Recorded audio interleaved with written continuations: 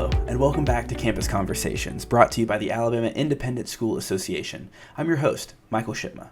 Through this series, we talk with experts in academics, technology, athletics, and more, all as a way to better serve our more than 90 member schools across the state of Alabama and their more than 28,000 students. And this week, I can't emphasize how excited I am to talk about this: media literacy. What is it? Why should we care? And what are our options for protecting our young minds? We get into all of that in this week's episode of Campus Conversations.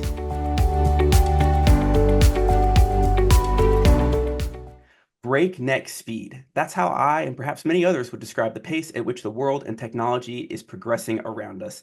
And while there are seemingly infinite tools to connect us with people and information, it seems as if that connection has come with its own set of problems and concerns. Let's take, for example, social media.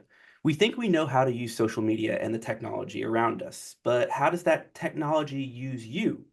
And that question right there is at the core of what we're talking about with Julie Smith. She's an expert in digital literacy and media studies, college professor, professional speaker, author, and I think it's fair to call you, Julie, a content creator as well, all with a focus on media literacy, of course. Thank you, Julie Smith, so much for joining us today on the podcast. Oh, well, thank you so much for having me. It was so great to meet everybody yesterday.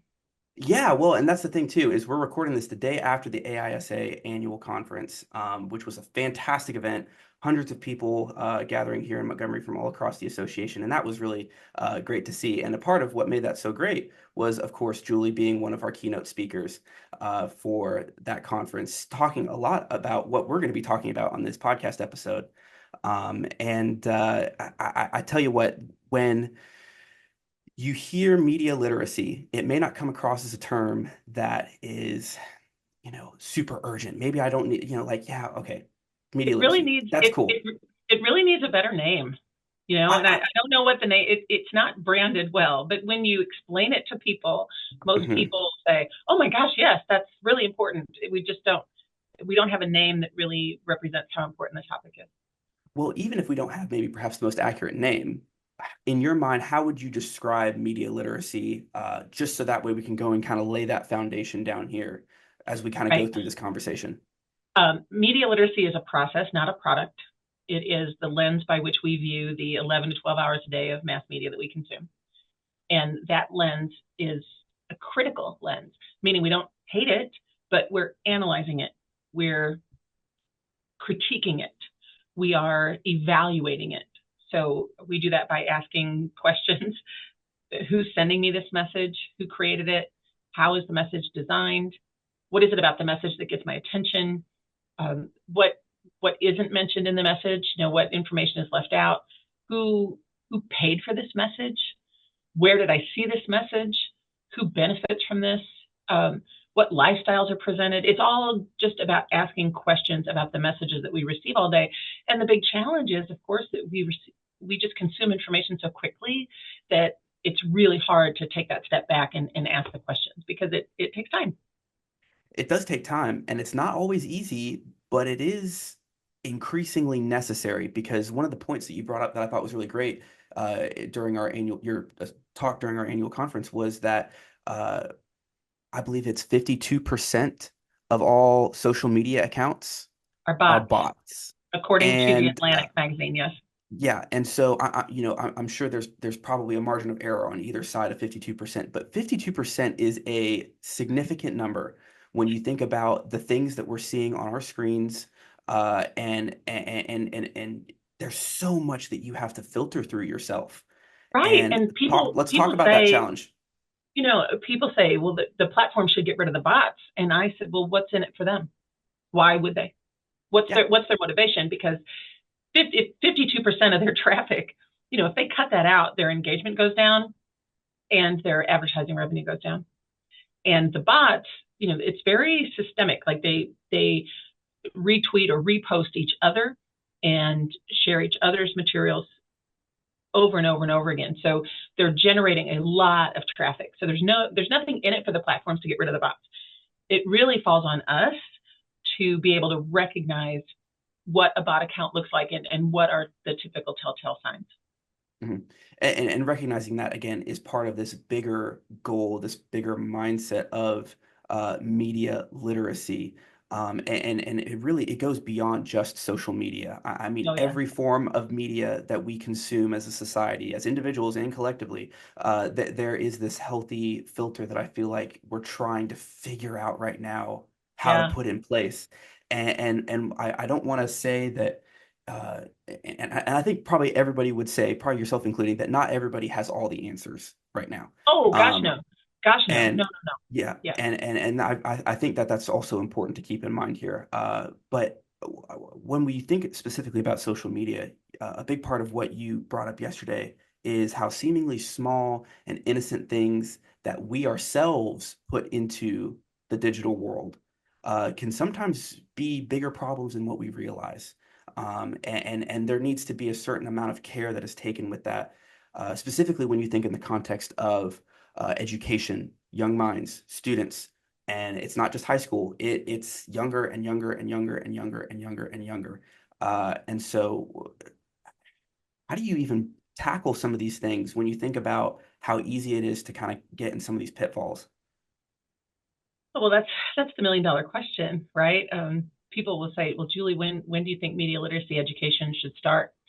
And I always kind of joke, "Well, the minute they come out of the chute, like from birth to death." Um, which I know sounds a little silly, but I don't think it's ever too early. In fact, last night on the airport shuttle going back to the long-term parking, there was a baby in a stroller who was kind of fussy, and the mom put something on her phone and put the phone right in front of the baby, and the baby was probably 6 months old. And I'm sitting there thinking, okay, so how if that child is so used to seeing beautiful colors and movement on a screen, then what happens when you sit down years from now with a novel and expect the kid to read? You know, it's we're dealing with such bigger issues than online misinformation. We're dealing with our attention spans, our ability to interact with people who vote differently than we do. We're dealing with our body image, our self worth, how we define ourselves, how we define the others. We're dealing with what are the effects of all of this entertainment media that we consume pretty much from the minute we wake up to the minute we go to bed. Um, there's so much to it, and I think that's both a feature and a bug, because the way that I try to sell it to teachers is that really it's cross curricular. You can include it into whatever you're already teaching. And even if you do teach littles, you can say, well, how does this message make you feel? You know, who do you think put this together? Why do you think Bluey is blue and not red? Or just very basic questions. So there's terms like co-watching, where a parent or a caregiver will sit with a child while they watch TV or while they're online and consistently ask questions about it, so that it doesn't become just this passive experience where we're just consuming all this media all the time. It becomes more active, where we are questioning and engaging rather than just consuming. And I think that's a big step, you know. And I mentioned yesterday, being media literate isn't anti-media. It's um, just pro critical thinking and trying to be more in charge than we sometimes feel like we are. I mean, really trying to figure out ways to, from the get-go, like you said, put ourselves in the driver's seat of what Right. we look like and how we interact with others Right. over the It's internet. very, and you know that word, I hate the word empowering because I think it's kind of overused, but that's exactly what media literacy does. It And there's all this research that says media literate kids aren't really hassled online, and they feel good about their bodies, and they understand how the platforms work, so things don't get to them as much. And I think that that's really significant, especially with all the talk out there about how the media causes, you know, anxiety and depression and mental health issues. I think it's important that we um, promote the idea of taking of taking the agency that these platforms give us. You know, do the kids recognize they are the online experience the kids have is up to them. It's up to them. They can block, they can report, they can delete, they can log off. but instead, I feel like sometimes I tell my students, I feel like they're in a game of competitive victimhood. Like who can be offended the most? Who can have their feelings hurt the most? Like that's not the point, you know? Hmm. Use the agency that all of these apps and platforms have given you and block, mute, delete, report. And we don't use those buttons enough. Hmm. Well, it's really interesting that you bring that up because it's so easy, and I'm guilty of this myself. It's so easy to forget how easy it is to just get sucked into a just a warp speed tunnel of the content that is uh been handed to you. It was really funny. There was a funny GIF. I'll let everyone argue about how to say that. But as far as A moving image. yes, thank you. A motion picture. But yeah, so just of a baby just being spoon fed, and the caption for the meme is the algorithm, and Algorithms. it's a baby being, yeah, algorithms. Thank you, just being spoon fed the content that it believes that you are going to consume the most. So Well, I mean, so what my question was just when you think about, there's plenty that can go wrong with social media use, and I think everybody would sure. agree with that. How can young minds and their parents be like, what does it look like to be a good digital citizen, especially in the realm of social media?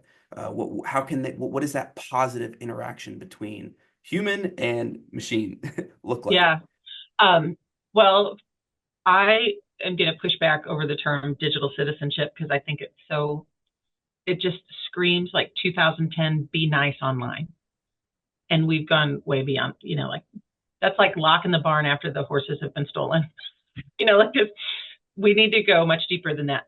Um, I wish that we called it something like digital fluency or digital wellness or digital literacy or something along those lines that goes beyond like just be nice to each other.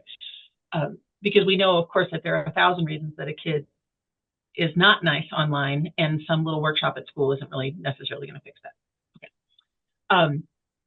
But one thing that I think the the students can do is recognize the power that they have on the apps, the agency that they have, but also, use tools like set up a Google alert, know how to use Google reverse image search, know how to do lateral reading, know how to recognize a bot account, understand what's the difference between ad, data, propaganda, actual information. Like, can we sift through all of this and and make sure that they know it's still okay to be entertained. I tell my students TikTok for entertainment, Google for facts, books for knowledge.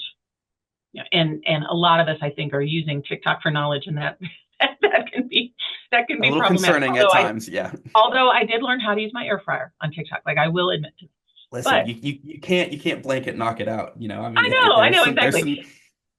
There's there's some great things, but it's a part of life, right? So we need to learn to deal with it. And I think that one of the big challenges is that most of us did not grow up in this world, and so we don't know how to parent in this world. And for many cases, like when I do a parent workshop, usually parents are like, oh, that's their world. Or at the other end of the spectrum, it's like, give me an app to track my kid. And those don't work either because the kids have a workaround, within 10 minutes. So the magic, the magic happens somewhere in between those two extremes where we have conversations about our media use. We have conversations about how things make us feel. We have conversations about why the algorithms exist and how to train them uh, so that kids understand, like you mentioned in your intro, not just how we use the media, but how the media use us. And I don't think that many people think of it that way. We are not the customer of any of these. We are our eyeballs and our attention is being sold to the highest bidder. And our time and our attention is our most valuable commodity.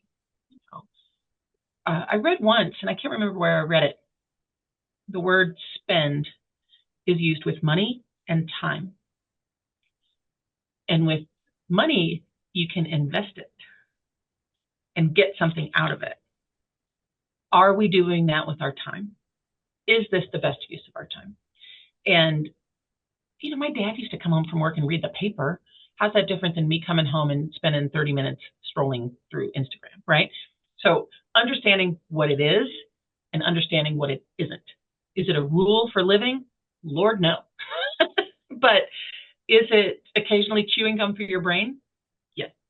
Now, but I'm 56. That's the way I look at it. If I was a 15-year-old girl, it would have a much, much bigger part of my life than it does now, clearly. Hmm. I mean, it's candy and for your brain in a way, Yep. and you can eat candy and it tastes great until too much, and Well, yeah, it's again, a balanced media diet, right? uh-huh, yeah. Balanced media diet. So people say, well, Julie, where should I get my news? Well, I say that it doesn't matter where you get your news as long as you know where it's coming from. You Hmm. know, when I pick up a National Review, I know it's conservative. When I pick up an Atlantic, I know that it's liberal, and I know that the truth is somewhere in between those two, right? Hmm. But many people might not be interested in reading or consuming information that doesn't affirm them. That cognitive dissonance can be uncomfortable. And so I understand when people aren't really all that interested in hearing other points of view, but the long-term effect of that is that we're very siloed and very polarized, and I, I'm not sure what the solution to that is. Hmm. So how can people maybe take a step back and think to themselves, am I being a part of the problem? Is there a way that I can course correct, perhaps, when it comes to how I consume digital media, social media? I mean, I think I would love to get into artificial intelligence here in a moment. But I Yeah. mean, yeah, yeah, that small thing. But yeah, I mean, it's just how can people be self-aware about this? Um, I My biggest piece of advice is try to get your information from a wide range of sources. Remember that in many cases we get what we pay for. Mhm. Um, so keep that in mind. For news, make sure that you are reading information from someone that is willing to put their name on the story and list their sources and be transparent about it. Um, if we're online, I think it's important to remember that if we see a message that really gets us revved up one way or the other, it was probably designed to do just that, and we should slow down. Um, Lateral reading is when we see something online, maybe a meme or a post, and it seems newsworthy, but nobody else is talking about it. That's usually a red flag. Um, Remember that, like, you and I could have the exact same Facebook friends, for example. We could have the exact same Facebook contacts, but your newsfeed is going to look completely different than mine based on the algorithms. So recognize that, especially on Facebook, we might see posts from people that we don't even know, and that's by design, um, because they keep track of which posts generate the most engagement. So there's such a thing called engagement farming, where people who have specific social media accounts will say and do and post outlandish things, not necessarily because they believe it, but because they're trying to generate traffic and engagement for their site. And the more engagement they Clickbait. get, it's clickbait. Yeah. There's also something called pink slime journalism we need to be aware of, especially since there's not a lot of local newspapers left. A lot of websites will pretend to look like a local newspaper, but really most of those originate in the former Soviet Union. Um, and we have to remember that there's such a thing as chum buckets. Now, even if you go to like the very bottom of the CNN page, for example, there's all these little tiny clickbait squares, and those are called chum buckets because it's just the junk, and it's there just for us to try to click. I would also recommend really training your algorithm, um, so that, like in Spotify and Apple Music, and Pandora, we give thumbs up and thumbs down to a song, so we're telling it what we like. We can do that with the news sites also. So we can train our algorithms so that the news sites that we follow or the accounts that we follow maybe will give us more of a balanced or varied sources of information, which I think is always good. So when you think about all of these things, and again, this is all just an ever-changing landscape Yeah. of information, and it's hard. It's hard. I mean, just listening to the things and the steps that it would take to train the algorithm, it can be hard to And kind of scratch and claw your way out of it. it's Yeah. time consuming. It's like, who wants to take the time? I know I don't. I've got better things I'd like to do with my I time know, I personally, know, I know, I know. but still, but it is still critical and very important. And when you think about parents trying to do all this, I want to try and bring a little bit of hope for them as it Hmm. relates to getting ahead of this and kind of wrapping our minds around it. What are some good resources in your mind that parents can either read up on, follow? How can they stay in the know so that way maybe some of those things that are red flags but might not appear like red flags, uh, how can they set themselves up to really just be good, guardians of their children as they're online? Well, I'm almost afraid to answer because in no way, shape, or form do I want to imply that I am an expert in parenting. Um, Parenting these days is a minefield, and I can only tell you what worked for us. But I got pretty lucky. I had three boys who really weren't into it. You know what I mean? I can tell you what's worked for other people. Um, once our boys got phones, anytime they downloaded an app, I downloaded it too, and we were connected on that app. I changed the iTunes password all the time so that they had to reach out to me, and I knew what they and I knew what they were putting on the phone. Um, and parents need to cut themselves some slack because we will never be caught up ever. And whatever little process we think we have, they have a way around it. So conversation really is the very, very best solution here. Conversation, conversation, conversation. Remember that not all screen time is created equal. So to ban screens isn't necessarily helpful because you can learn a lot on a screen. And encourage them to have as much physical activity as possible. I saw something that said, when was the last time you saw a kid in a cast? We used to see kids in cast all the Every time. day. Right. Not anymore. And Not we anymore. signed it instead of sending a DM. Yeah, exactly. We signed a cast. And the parents had a super, super tough job because the pressure that these kids are under to get phones earlier and earlier, it's hard. And it's really, really hard to continually say no and be the bad guy. The best advice I ever got when I was pregnant was if they're never mad at you, you're doing it wrong. And I had a mom come up to me once after a parent workshop and say, how do I get my daughter to stop texting during dinner? And without even realizing it, Michael, I said, who's in charge at your house? Like, I mean, don't yeah. don't be afraid to get them mad at you. I mean, there's a lot at stake here. You're talking about their self-worth, their ability to pay attention, their mental health, their level of their coping skills. Like it's it's okay to make your kids mad, um, especially when there's so much at stake. hmm And I think, like you said earlier, it's sometimes easy for kids to not understand the power that they do have over their digital presence. Right, right. I think parents also do maybe perhaps don't realize just how much sway they have over, how their kids kind of evolve in this digital age right now. And And how we can model that behavior. Now, I mentioned yesterday, I think that the girls at that one high school came up to me afterwards and asked, "How do we get our moms off their phones?" Um, so it's we tend to blame the kids, but I think that we as adults are just as responsible. mhm. I mean, I know myself. I can really just, I'll be, working on something or talking to somebody, my phone dings, and my brain, the way I I'm know. wired, it's very It's easy to just quickly just like, oh, hey, wow, I had a yeah. human being in It's front of me that it's I dope. just stopped talking to because something else took my attention away from that person. And it's certainly something that I think we can all do a healthy amount of Right. self-reflection on for sure. It's dopamine culture. hmm It's dopamine culture for sure. The average high schooler gets 237 notifications a day. That's a That lot. is a lot. That's a lot, That's a right? lot. So, I have really learned to embrace the do not disturb feature on my phone. Hmm. turn off notifications on my phone, Hmm. so that I am trying to be the master of my phone rather than my phone being the master of me. Hmm.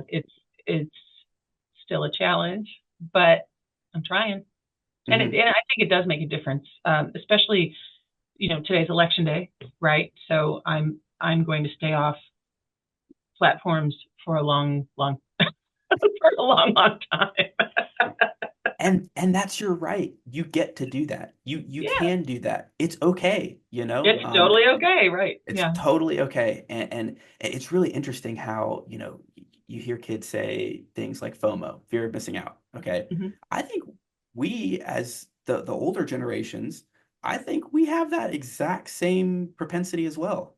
We have it so badly. In fact, that's why I had to quit Pinterest.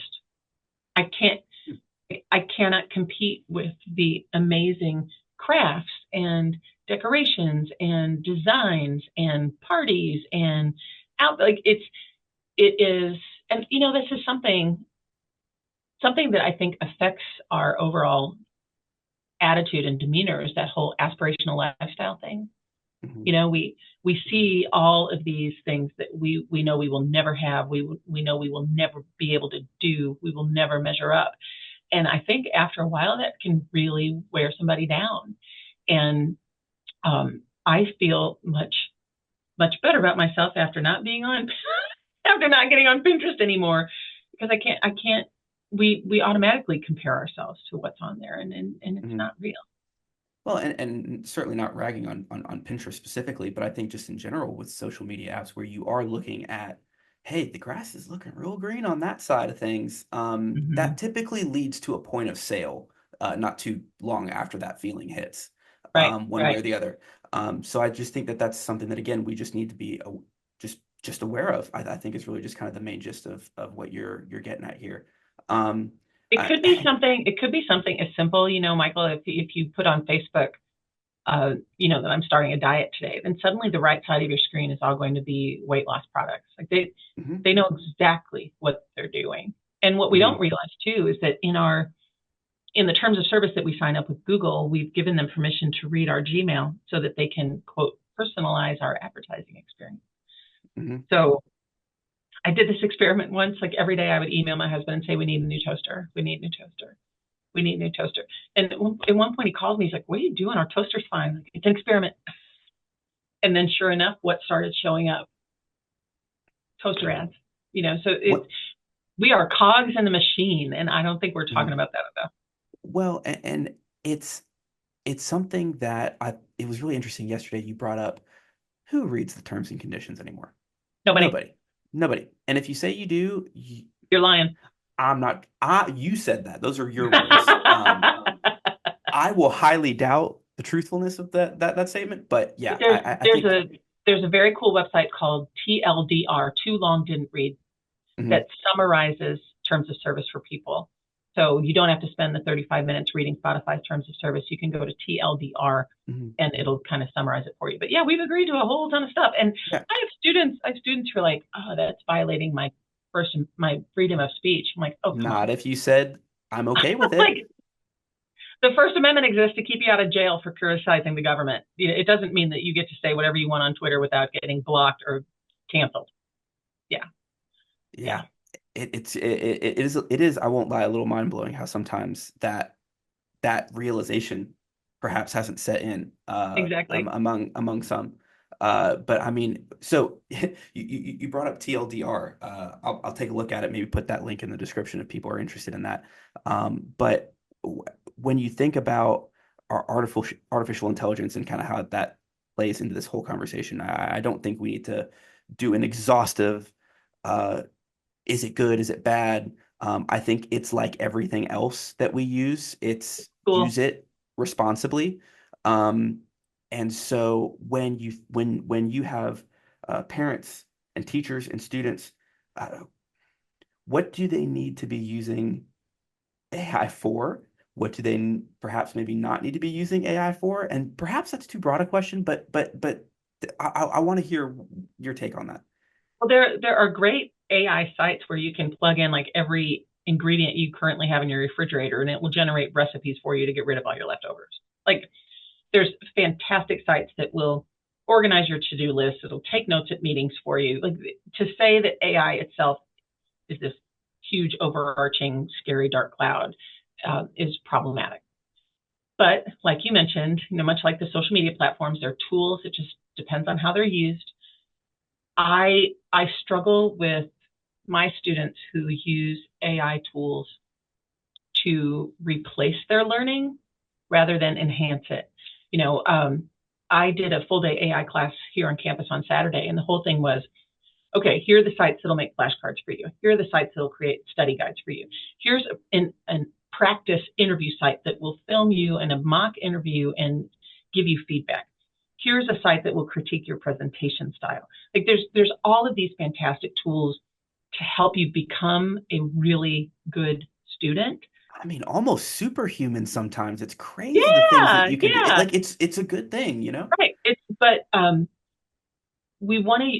I want my students to use these tools to enhance their learning, not replace it. But it's so easy, and the AI detecting websites do not work. Those AI detection tools don't work. So the big issue for us as educators is that we have to up our game. Like those assignments that I've been given for years, they don't work anymore. I got to figure out new ways to make things not necessarily AI proof, but change the presentation of my assignments and assessments so that the kids understand the value of the process. We have to focus on process more than product now, and that's a big paradigm shift. And it affects trust too, which I don't like. What can we trust? Can we trust the stuff that we see online? Can we trust the stuff that kids turn into us? What does it mean if we live in a society where we can't trust anything? And these Hmm. are big issues where I think media literacy plays into the solution, at least a little bit. Hmm. And I want to make sure that we're very clear too about how this all is impacting our educational landscape, not just here in the AISA or Alabama. I mean, Oh, the it's country and the huge, world. It's everywhere. And huge. and and I do think that there is a power in saying, "Hey, teachers, administrators, you're not alone in dealing with this. This is a problem that a lot of other people are facing who are in pretty much your exact same shoes. They Mm-hmm. care, they want to do the best that they can, they want to teach critical thinking, but it's hard. And it's I think I want to make sure that we call that for what it is, because it can be very discouraging for teachers Oh, it. looking at all this, I and administrators as well, to try and find, like, how do you write policies that protect but also allow for the growth that is needed in the classroom as it pertains to AI and other and things. So how do you write a policy that isn't immediately outdated the minute it comes off the printer, yeah. right? And then you Because get these legal tools are changing issues. so Yeah, there's quickly, so right? much. Um, and there's there's just a lot of unknowns now. There's no regulation now. People are jumping in. So if when I do AI workshops for teachers, I usually say just try one or two tools, try one or two, maybe update one or two assignments or assessments. Because if you try to jump in all the way, if you try to cannonball into this pool, you're going to get frustrated and you're going to quit and you're going to be angry. Little by little, try a couple tools here and there. You know, there's rubric generating tools for teachers, presentations, sites that'll generate discussion questions for me, sites that'll generate quizzes for me. And I don't have to use them, but I can use them as starting points, right? So there's a lot that'll streamline our tasks, but really the main thing is that teachers have to decide whether they're going to be mentors with the use of this or monitors. And being a monitor, I think, would be very, very, very frustrating because the Hmm. kids are going to use it no matter what. Yeah, it So certainly does not. Yeah. we need, and if I use AI for anything in a class, I'm very transparent about it. Like I want I want to model that transparency for them so Mhm. that they can see me using it, but also giving credit where it's due. Well, and imagine too if everything on social media had something in the corner that said if it was AI generated or not. Imagine if you took that mindset of, I will be forthcoming about where this information came from, what it's being used for, who Right. is profiting off of it. How great, what utopia that would be for But our society for there's sure. yeah, there's no motivation for people to do that though. At least in the case of an educator, we want to model that so that our students learn to do the same. But there's no incentive for people or organizations or other governments who post things on platforms to post whether or not it's AI generated because they don't have to. Hmm. They Well, don't and have to. one thing you brought up yesterday was that you know, this isn't something that governments can or arguably should fix. I think there's lots of opinions that there's a wide array of opinions as it relates to how government factors into all of this. And I think that I think maybe when we look at this, it really just comes down to the parent and the actual user at the end of the day when it comes to how are we going to be protected from this? Because you're right, it's playing whack-a-mole. So as Yeah. far as trying to stay ahead of this, so uh, I guess I think I want to encourage people. We want to make sure that people are aware uh, and, like you said, empowered. I know you maybe feel that that's a little bit of an overused word, and No, I mean I it's wouldn't such a disagree. it's such a cheesy word, but in this case, I really think that that's what media literacy does for people. Is it gives them more of a sense of control rather than just a leaf being blown around in the wind by the media. Hmm. You know? But think about it too, and I'll hit you with it with a cheesy saying. Learning never stops. It's true, and I think this is just perhaps the next horizon of learning for teachers, and helping pass that knowledge on to the next generation. And if I can wrap this up, this whole conversation, which has been fantastic, by the way, with a little nugget of hope, it's that what a wonderful opportunity for our teachers and our administrators and our parents and our students, just everybody involved. What a wonderful opportunity to be trailblazers of this space and to Absolutely. be the people who set the tone for future generations. We talk about, what kind of world are we leaving our kids in? We get to decide that, We you get to know? decide that, and how great too that as an instructor, uh, I can model that growth mindset, Hmm. you know, for the students. And if I try something and it doesn't work, then I can model for them, oh, well, then let's try this or let's try that. Like they can see me fail and try again, which I think is sometimes even more important than seeing me succeed in something. Absolutely. We have a real chance to teach and model the growth mindset and get them future ready because you hear, oh, AI is going to take our jobs. Like I no, but you know what? Somebody who knows how to use AI really well is going to have a leg up, and that's what we want for our students for sure. Hmm. I mean, yeah, at the end of the day, the whole goal of school is, of course, setting up our students for success and to be able to function as well-rounded adults and human beings with as little assistance as necessary sometimes. We want to Well, make yeah, sure so that that they're independent. Yeah. so that they can support themselves and the people that they love. Like Yeah. that's the goal. And whatever we can do to help them process and navigate this digital world in the process, I think is really important that we do. Mhm. Well, Julie Smith, thank you so much. I want to end this by just giving you a little bit of time just to tell us about some of the work that you're doing, some of the things that you've got coming up. You are a published author uh, with quite a few titles under your belt for sure. Tell us a little bit about, I know you said you didn't want to say that you're the only resource out there, of course, but you've got a lot of great work that could be helpful for folks. Talk a little bit about what you have to offer in that area. I'm very, very lucky because I get to talk about something that I love. And I just feel so fortunate. So, yes, I've written a couple books about media literacy. I travel around the world and do workshops for students on social media, parents for social media, but then I also do workshops for teachers on AI, what I think is the connection between media literacy and social emotional learning. I will talk to anybody about media literacy if they're willing to listen.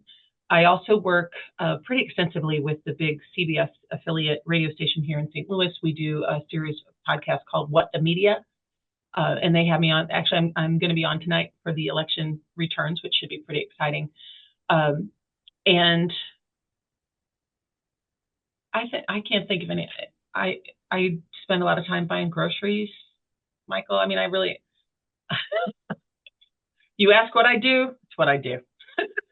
Like, that's those are the main things. I'm just very happy to go whenever someone asks me to talk about media literacy. I'm happy to do it. Well, I certainly want to make sure that we just really point out just how great your talk yesterday was, how great Thank this you. conversation was.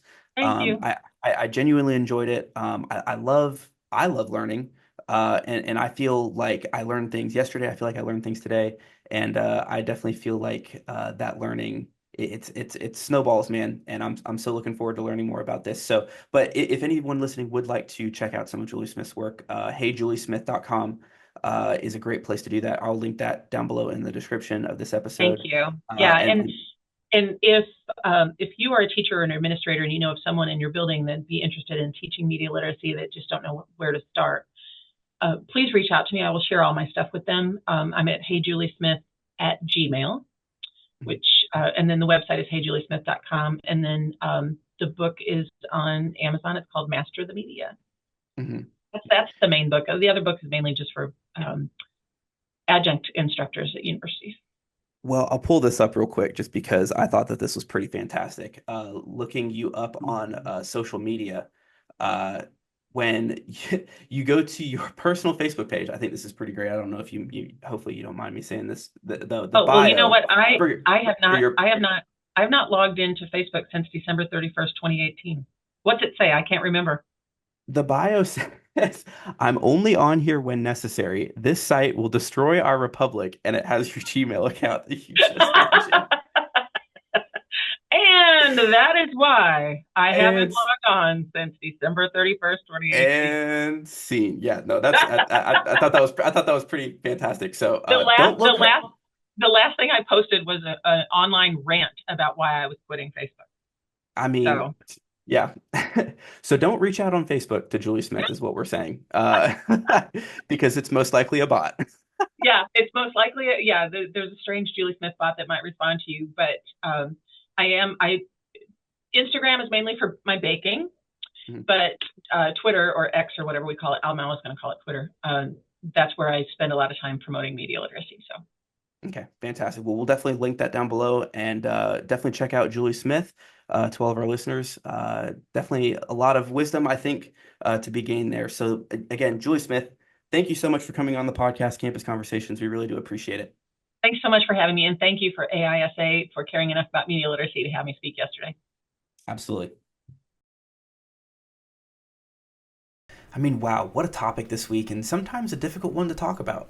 But this is really pertinent to essentially everyone, and that's why the AISA is committed to fostering these discussions to serve our members as they navigate, establish, and maintain an independent model of education.